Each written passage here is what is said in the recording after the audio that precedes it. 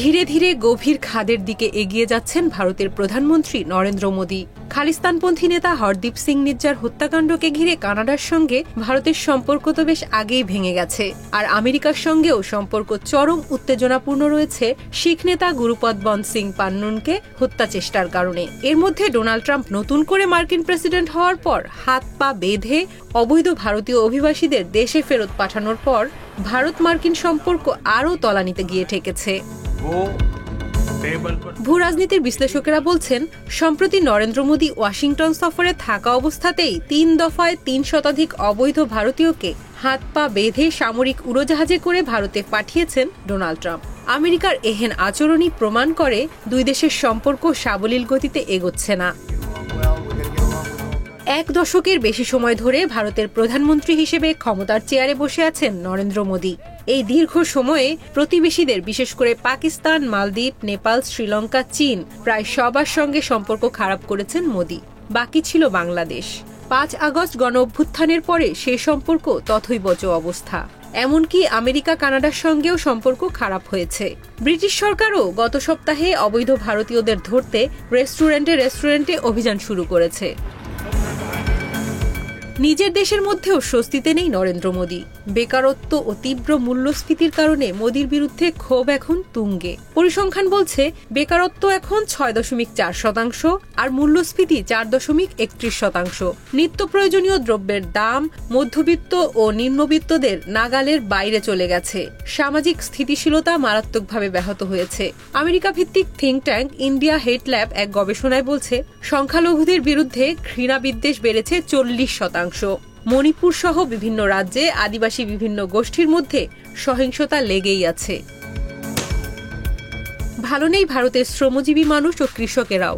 গত বছরের বেশিরভাগ সময় ফসলের ন্যূনতম সহায়ক মূল্যের গ্যারান্টি দেওয়ার আইন, কৃষকদের জন্য পেনশন, শস্য বীমা এবং তাদের বিরুদ্ধে এফআইআর বাতিলের দাবিতে হাজারো কৃষক বিক্ষোভ করেছে এবং দিল্লির দিকে রোড মার্চ কর্মসূচি পালন করেছে।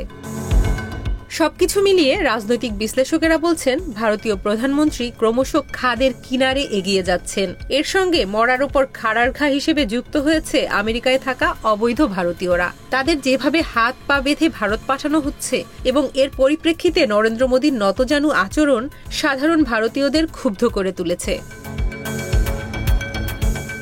গত ৫ ফেব্রুয়ারি থেকে প্রথম দফায় ১০৪ জন, দ্বিতীয় দফায় ১১৯ জন এবং তৃতীয় দফায় ১১২ জন অবৈধ ভারতীয়কে ফেরত পাঠিয়েছে আমেরিকা। ভারতীয়দের অভিযোগ, তাদের হাতে পায়ে বেড়ি পরিয়ে মার্কিন সামরিক উড়োজাহাজে করে ফেরত পাঠানো হয়েছে। কিন্তু এ ব্যাপারে ভারত সরকারের পক্ষ থেকে এখন পর্যন্ত কোনো প্রতিবাদ বা নিন্দা জানানো হয়নি। এতে নরেন্দ্র মোদী সরকারের প্রতি আরও বেশি ক্ষুব্ধ হয়ে উঠেছে জনগণ। তাদের সঙ্গে যোগ দিয়েছেন ভারতের বিরোধী নেতারাও। কংগ্রেসের এমপি রণদীপ সূর্যওয়ালা রাজ্যসভায় এ প্রশ্ন করেন যে, একটি সামরিক বিমানে পায়ে শেকল পরে হাতে হাতকড়া লাগিয়ে অবৈধ অভিবাসীকে ফেরত পাঠানো হলো। ৪০ ঘন্টার যাত্রায় উড়োজাহাজে একটি মাত্র টয়লেট ছিল। এরপরেও সরকার কেন চুপ করে বসে আছে? কংগ্রেস সদস্য প্রিয়াঙ্কা গান্ধী সংসদ ভবনে সাংবাদিকদের বলেন, শোনা যায় প্রধানমন্ত্রী নরেন্দ্র মোদী এবং মার্কিন প্রেসিডেন্ট ডোনাল্ড ট্রাম্প খুব ভালো বন্ধু। তাহলে মোদিজি কেন এটা হতে দিলেন? এভাবে কি মানুষের সঙ্গে ব্যবহার করা উচিত? তাদের কেন হাতকড়া পরিয়ে পায়ে বেড়ি পরিয়ে ফেরত পাঠানো হবে? কংগ্রেস সহ বিরোধী দলের এমপিরা ভারতের সংসদ ভবনে বিক্ষোভও করেছেন। তারা স্লোগান দেন, ভারতীয়দের এই অপমান সহ্য করা হবে না। ভারতীয় গণমাধ্যমগুলো বলছে, আমেরিকায় অন্তত ১৮,০০০ অবৈধ ভারতীয় অভিবাসী আটক রয়েছে। একে একে তাদের সবাইকে ভারতে ফেরত পাঠানোর ঘোষণা দিয়েছেন মার্কিন প্রেসিডেন্ট ডোনাল্ড ট্রাম্প। ইতিমধ্যে সেই প্রক্রিয়া শুরুও হয়ে গেছে। এমন পরিস্থিতিতে তুলনামূলক নতজানু অবস্থান নিয়েছে মোদী প্রশাসন।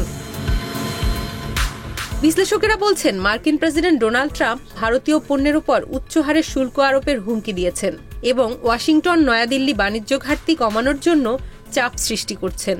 ফলে মোদী সরকার এই ইস্যুতে আপোষ করার মাধ্যমে অভিবাসন নীতিতে কঠোর প্রতিক্রিয়ার ঝুঁকি নিতে চাইছে না। এছাড়া চীনকে মোকাবিলার স্বার্থে যুক্তরাষ্ট্রের সঙ্গে প্রতিরক্ষা চুক্তি যেমন BECA, LEMOA এবং কামকাসা সই হওয়ার পর থেকে মার্কিন প্রশাসনের সঙ্গে ঘনিষ্ঠ কৌশলগত সম্পর্ক বজায় রাখার চেষ্টা করছে ভারত। এ কারণে অভিবাসন ইস্যুতে সরাসরি সংঘাতে জড়াতে চায় না নরেন্দ্র মোদী সরকার। কিন্তু ভারতের অভ্যন্তরে জনরোষ যেভাবে তীব্র হচ্ছে তাতে এই অবৈধ অভিবাসী ইস্যুতেই নরেন্দ্র মোদী ডুবতে পারেন বলে আশঙ্কা করছেন বিশ্লেষকেরা।